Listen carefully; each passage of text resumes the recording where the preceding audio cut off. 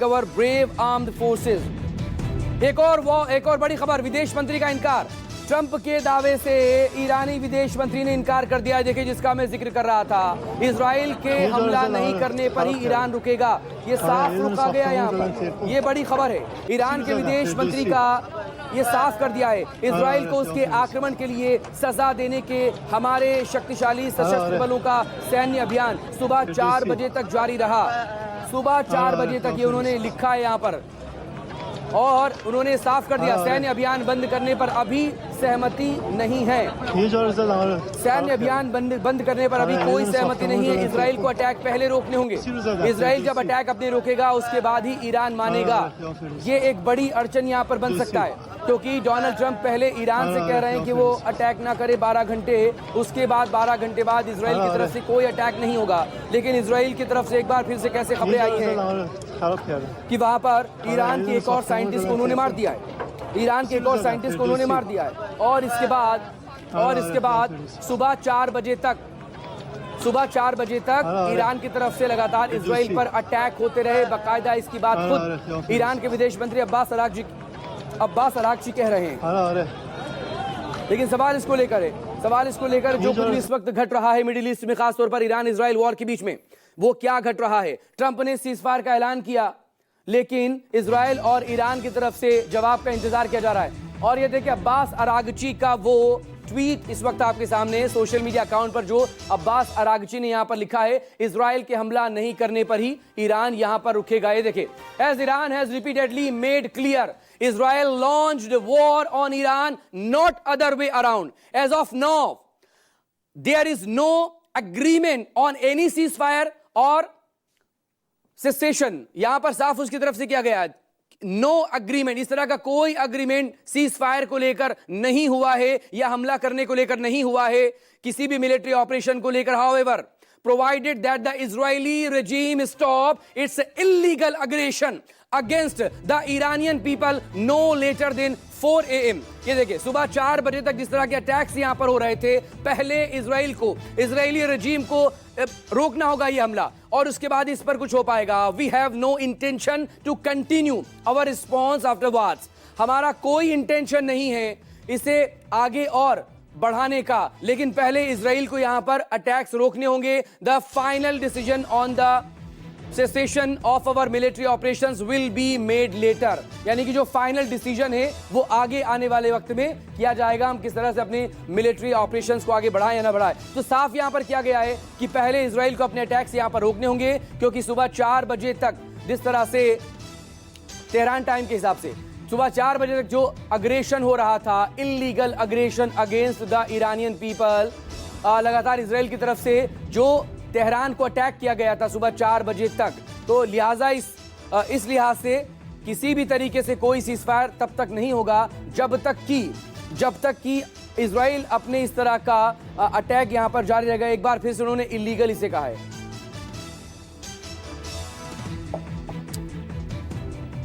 और war breaking लगातार इस वक्त आपके सामने देखें। एक तरफ अमेरिकी राष्ट्रपति एक बार फिर से यहां पर सीज फायर का क्रेडिट लेते हुए सामने आए, और सीज फायर का ऐलान उनकी तरफ से कर दिया गया कि ईरान और इजराइल दोनों रजामंद हो गए हैं सीज फायर को लेकर, और अब ये 12 दिनों से चली आ रही जंग खत्म हो चुकी है। ये अमेरिकी राष्ट्रपति डोनाल्ड ट्रंप की तरफ से ये बात कही गई। लेकिन इसके बाद ना इजराइल अटैक करने से रुक रहा है और ना ईरान अपना अग्रेसिव रिटेलिएशन कर रहा है। ये तस्वीरें आप देखिए, ये देखिए, ये लवाजान में जो ताजा अटैक किया गया लवाजान इलाके में, ये वो तस्वीरें आपके सामने। और दूसरी तरफ ईरान के जो विदेश मंत्री हैं अब्बास अरागची, वो यहाँ पर ये साफ कर रहे हैं कि अगर इस तरह से इजराइल लगातार अटैक करता रहेगा तो इस तरह का कोई एग्रीमेंट नहीं है सीज फायर को लेकर और मिलिट्री ऑपरेशन को लेकर। इजराइल दरअसल उसी की तरफ से ये ईरान पर वॉर लॉन्च की गई थी, और हमारे पास जवाब देने का कोई और चारा नहीं था। और दूसरी तरफ ये अब जो आपके सामने आप पोस्ट देख पा रहे हैं, ये अमेरिकी राष्ट्रपति डोनाल्ड ट्रंप की पोस्ट है। अमेरिकी राष्ट्रपति डोनाल्ड ट्रंप की ये पोस्ट आपके सामने आप देख पा रहे हैं, जो ऐलान कर रही है अमेरिकी राष्ट्रपति डोनाल्ड ट्रंप की तरफ से। ऐलान ये कि दरअसल सीज फायर हो चुका है। दोनों देश रजामंद हैं सीज फायर को लेकर, लेकिन दूसरी तरफ ये साफ किया गया यहाँ पर कि किसी तरह का कोई सीज फायर यहाँ पर नहीं हुआ है। एक वॉर ब्रेकिंग आपको बता देते हैं। वॉर ब्रेकिंग न्यूज 24 पर क्या है देखिए। ईरान के लवाजान में इजराइल ने अटैक किया है। एक तरफ ट्रंप सीज फायर की बात कर रहे हैं, दूसरी तरफ एयर स्ट्राइक इजराइल की तरफ से लगातार जारी है। और दरअसल जिस तरह की शर्त यहां पर है, क्या ऐसी शर्त पर ईरान राजी होगा, सवाल इस बात को लेकर भी है, क्योंकि पहले 12 घंटे में ईरान को अपने अटैक्स रोकने होंगे और उसके बाद के 12 घंटे में इजराइल अटैक रोकेगा। किसी तरह का कोई हमला ईरान पर, ईरान के किसी भी शहर पर, ईरान के किसी भी इंपॉर्टेंट इंफ्रास्ट्रक्चर पर, ईरान के किसी भी मिलिट्री ठिकाने पर, कहीं पर कोई हमला इजराइल की तरफ से नहीं होगा। लेकिन इस पहले 12 घंटे में क्या ईरान ये एक्सेप्ट करेगा? क्योंकि दरअसल तेहरान टाइम्स और फार्स न्यूज जिस तरह से बातें कर रहे हैं, जो उनके हवाले से खबरें आई हैं, यहाँ पर साफ ये उनकी तरफ से कहा जा रहा है कि सीज फायर को लेकर दरअसल कहीं कोई बात है नहीं। ये भी दरअसल देखना जरूरी होगा कि एक तरफ डोनाल्ड ट्रंप यहाँ पर सीज फायर की बात कर रहे हैं, वहीं दूसरी तरफ कल का दिन बेहद इंपॉर्टेंट था। कल रात मिडिल ईस्ट में अमेरिका के जो अलग अलग ठिकाने हैं, उन तमाम ठिकानों पर यहाँ पर अटैक किया गया था। ईरान की तरफ से मिसाइल अटैक कतर में हुआ था, इराक में हुआ था 3 ठिकानों पर, और बहरीन में भी एक मिसाइल वहां पर पहुंची थी। लेकिन उससे पहले क्या हुआ था? उससे पहले दरअसल दोपहर के वक्त में जब भारत में दोपहर थी, तब उस वक्त में मॉस्को में मुलाकात हो रही थी रूस के राष्ट्रपति व्लादिमीर पुतिन और ईरान के विदेश मंत्री अब्बास अरागची की। और दरअसल इसके बाद मिडिल ईस्ट में अटैक्स हुए अमेरिकी सैन्य ठिकानों पर, और देर रात अमेरिकी राष्ट्रपति डोनाल्ड ट्रंप की तरफ से ये सोशल ट्विट पर लिखा गया सीज फायर का ऐलान करते हुए। तो दरअसल बहुत कुछ पिछले 12 घंटों में, 12 से लेकर 18 घंटों में बहुत कुछ ऐसा घटा है।